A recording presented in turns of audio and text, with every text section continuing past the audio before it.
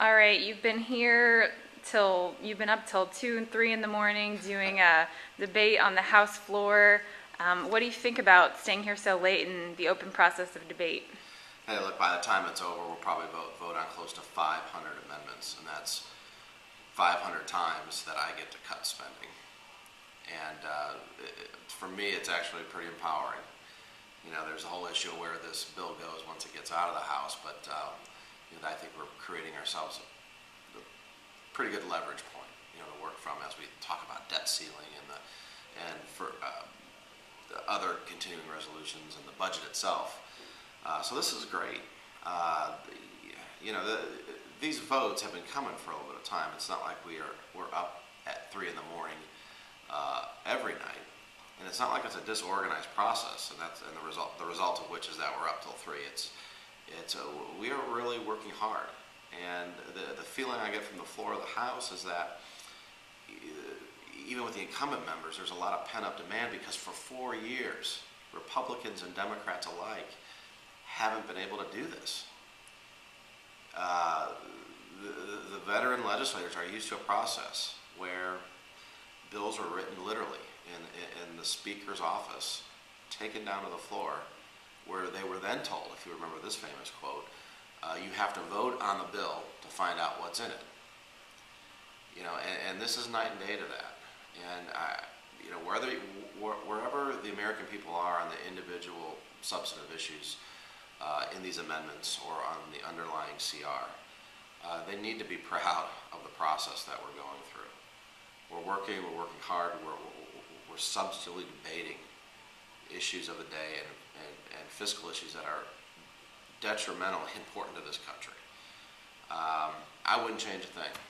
And they're saying that debate tonight could go until 7 o'clock tomorrow morning. How are you going to stay awake? Well, this is just today's coffees. These cups have probably been filled up 2 or 3 times each. Whatever it takes. We're getting our naps. Just now, it's 4 in the afternoon. I'm taking a break from the floor. Was just invited to an impromptu pickup game of basketball in the house gym with the freshmen. So contemplating that, and as a Hoosier, they think I'm good, but they don't know yet. So, so we're staying awake that way, and we'll get through it. A lot of us are taking cat naps every once in a while when we can. I'm looking forward. What's going to keep me up is I'm planning to speak one more time on an amendment that's going to prohibit federal employees from using the time when they're supposed to be at work, but instead they're doing union activities or filing grievances or something like that. Hey, you can argue about the social and economic benefits of a union in this day and age, and I don't fault anybody for joining a union.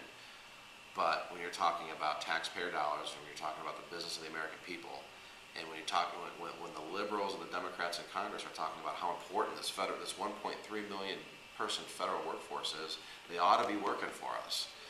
It's like 1.2 million hours, I think, that we found that federal employees actually do union activities. And so I don't think we ought to be paying for that. So that's going to keep me up tonight. I can't wait to talk about that. Well, hopefully we'll get you back to Indiana tomorrow. Hopefully. I was supposed to be there today showing my good friend from southern Indiana, Dr. Larry Bouchon, Congressman Larry Bouchon, around. And then we have a transportation hearing in Indiana tomorrow. We haven't had a transportation hearing in Indiana for a very long time. So they're listening to us. It's great. Again, the process is maybe to some slow and a little bit sloppy, but you know what? That's the way the founders intended it. And we're doing good work. We're making our voices heard, and pushing the other branches of government, from our legislative brothers and sisters in the Senate to the President of the United States and the executive branch. They can't ignore us anymore. All right.